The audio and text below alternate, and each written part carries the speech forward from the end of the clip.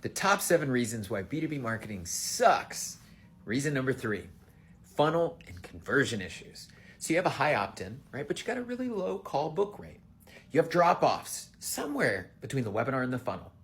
You get a ton of people opting in, but there's almost no sales leads and no sales calls.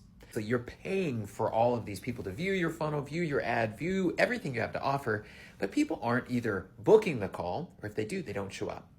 So here's some approaches that we've taken to that. First, you getting the right people to opt into your funnel. There's a lot of people on Meta and Google that'll, just take all your money and they're really never interested.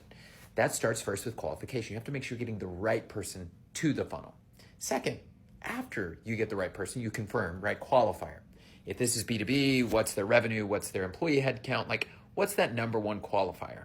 You don't have to have everything, but email, phone, and the qualifier. Like, that's it. That's all you want. And then after you confirm it's the right person, that eliminates the first problem, which is the wrong person. The wrong person's going to take up all your calls, and they're never actually going to buy anything.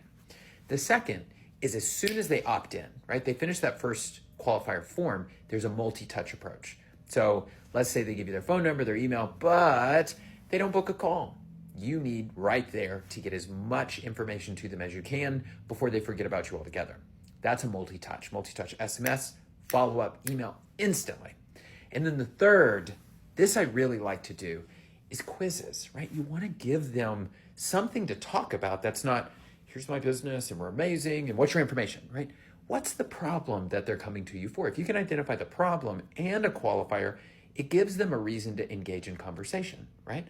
So, hey, you opt in. My business can save your business $200,000 a year. I love it. Download the quiz so we can tell you where, right? Or go through the quiz and we'll figure out what it is.